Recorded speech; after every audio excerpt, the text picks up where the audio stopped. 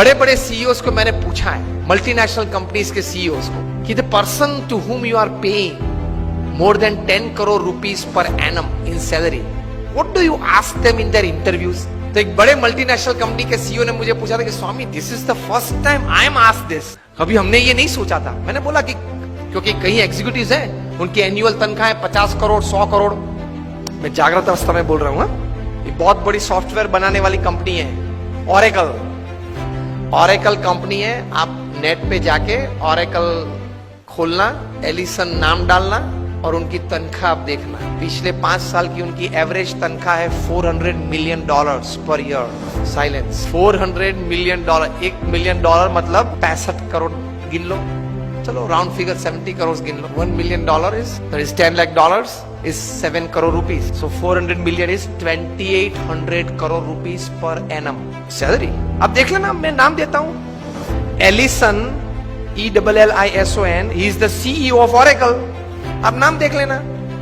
अभी परसों ही आपने सुना होगा सुंदर पिचाई का, गूगल के सीईओ, पर डे की सैलरी 3.5 करोड़।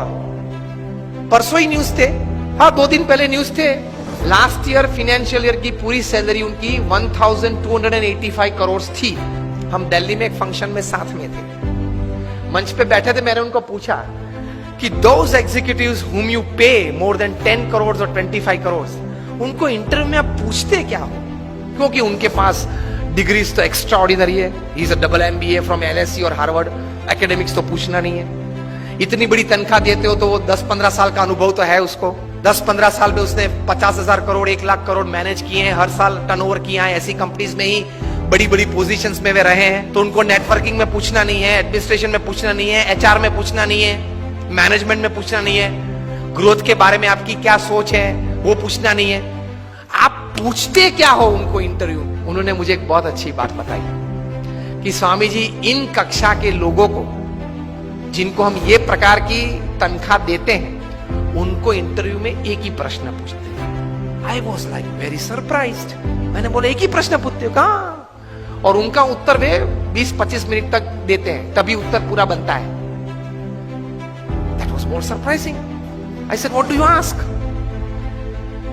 He said, हम एक ही प्रश्न पूछते और ये पूछते हैं, describe a big failure in your life and how did you handle it.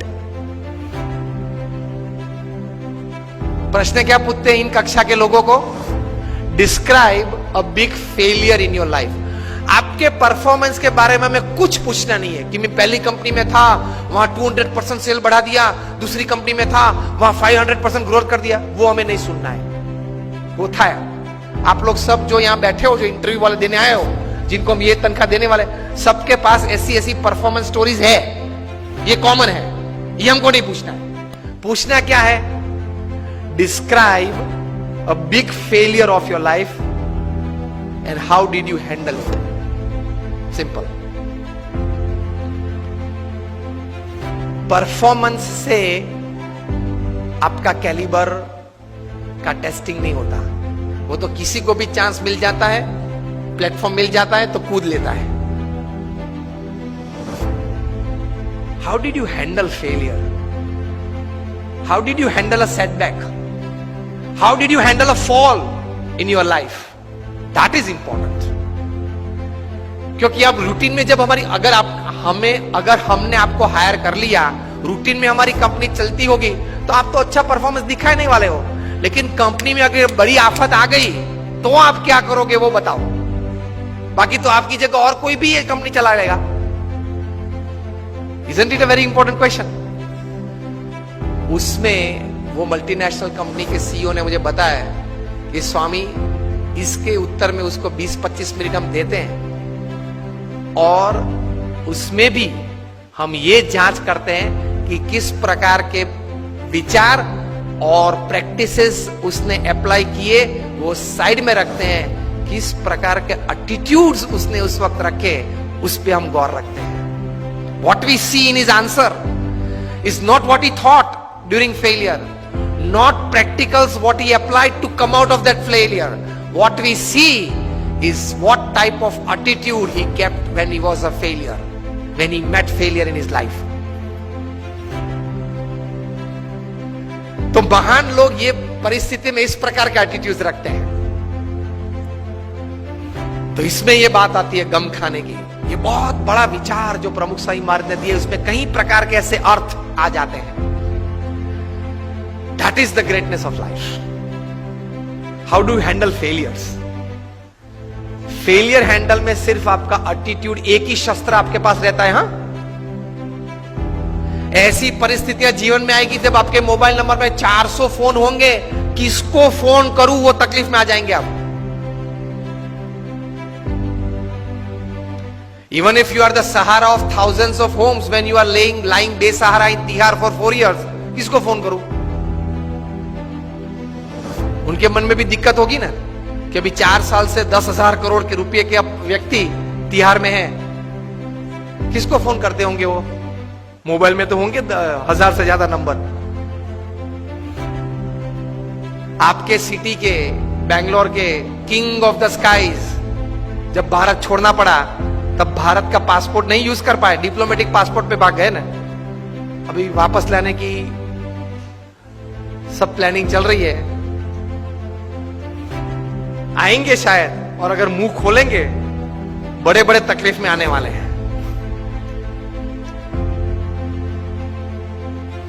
तो फेलियर्स जब आते हैं तब एटीट्यूड्स किस प्रकार का रखते हैं, that is very important in life.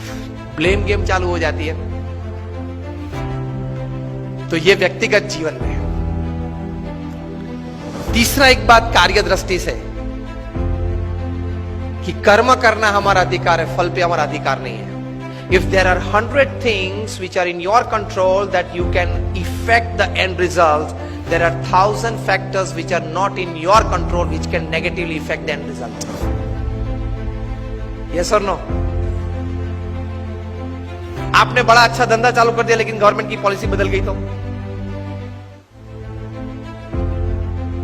आपने स्टैंड का धंधा चालू कर दिया और गवर्नमेंट ने कैप रख दी, क्या करेंगे? रख दी है,